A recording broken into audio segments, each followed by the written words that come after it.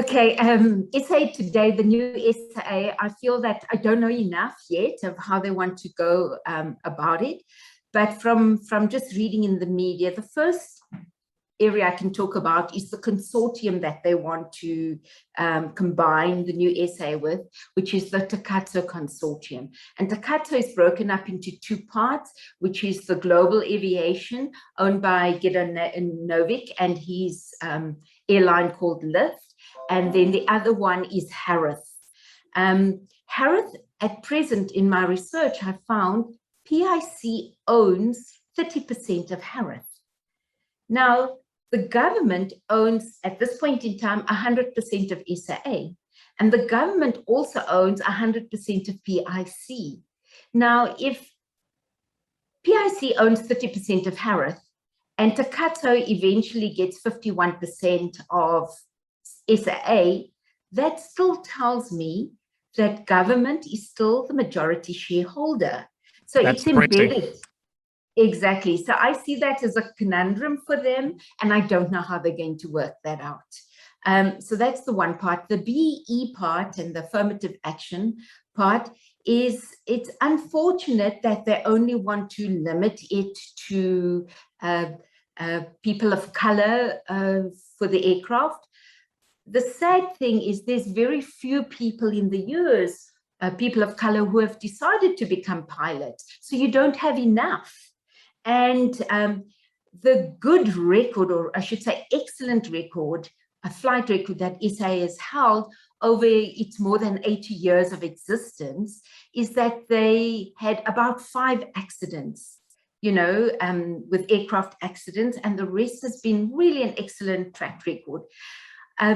One needs the experience of pilots. If one just recalls the pilot who landed the plane on the Hudson River some years back, I watched his interview. It was because of his experience he could make that decision and still save all those lives. So flying an aircraft takes years. We know even with driving, you can't just, your first couple of months of driving, even your first year, you most likely will have an accident, you know? So it's the same with pilots. So my concern is just that they need to be worried about the safety aspect. And the way the BE was a good legislation in South Africa. It was there to correct the wrongs of the past. But the implementation is what is wrong. The implementation has swung to only hiring people of color, but more from the African type race versus colored Indian. But I'm going to go with just people of color. But I would prefer if we looked at merit. It doesn't matter. We all South Africans, if we can start looking that we are South Africans and we start looking at quality and that we take people with the qualifications that can do the job. At the moment, what I'm seeing in every sphere, not only at SAA, it's mediocrity. We're going for mediocrity. We're not going for quality. And hence, we can see the impact on every sort of area in South Africa, be it our health system, be it our infrastructure, be it our education. And SAA and Eskom are key factors that's showing the demise of not choosing people with merit and people who can make a difference and the change that we want to see in South Africa. Absolutely. And yeah, I believe the movie Sally demonstrates you need someone with experience at the helm of an aircraft in a situation like that. But do you believe the SAA can be turned around? Because it seems like a company like Ethiopian Airways has taken over many of the African routes. Do you think the situation can be reversed? What is your opinion of a company like Ethiopian Airways? So while I was still at SAA, I normally kept my own research so that I was on top of issues. So I always looked at what the international airlines were doing and what the regional, which is Africa, airlines were doing, and then competition domestic. Ethiopian Airlines is all is already owned, 100% government owned, like SAA. They both are 100% owned. Up front, government did give Ethiopian Airlines funding to run it, and they said, you run it like a business. And they said, you report to us annually. Once your financials are completed, you come and report to us. There's been no interference with government in Ethiopian Airlines. The difference with SAA is that government is interfering. Yes, we fall under a ministry, which I agree, it has to be that way. But when decisions are made where you bring in board members directly, and it's not run like a business, it's run with government interference, government decision making. So you get the type of board members that will probably fit the agenda of whatever government wants, rather than just saying, this is a business, we've given you the funding, now go and make it work. If you don't make it work, we will close the airline. And that hasn't happened over the years.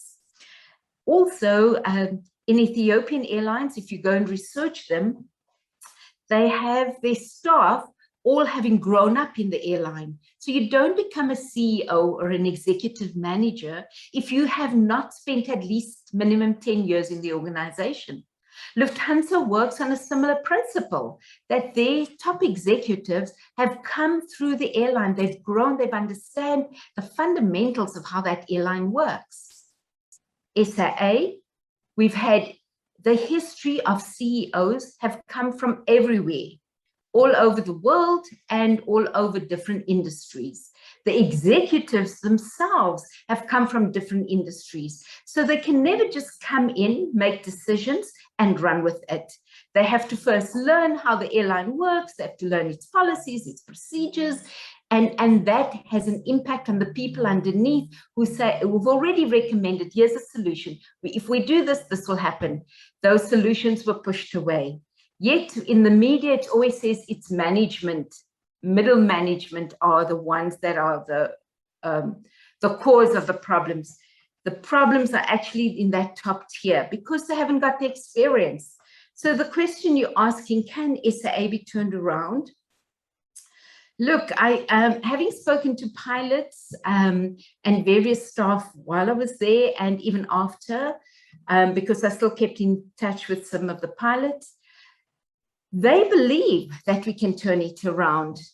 I believe that if you have the right people in place, we can turn it around, because there's enough people that have worked long enough in the airline who have the passion, firstly, to turn it around, have the experience and the political will, you know, the desire to make it a functional, profit-making airline.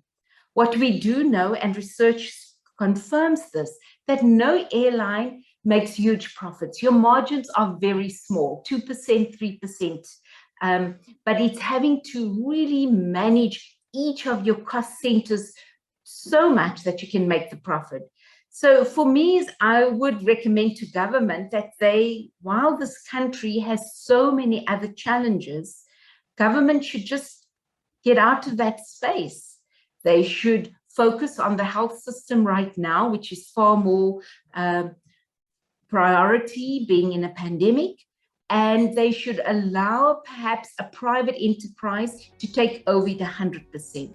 So if Takatso wants to take over, my recommendation would be take it over 100% and show us you can make a profit of it. Find the right people in there, but don't leverage off government now when government has other major issues to focus on. So yes, I think government should just get out of that space.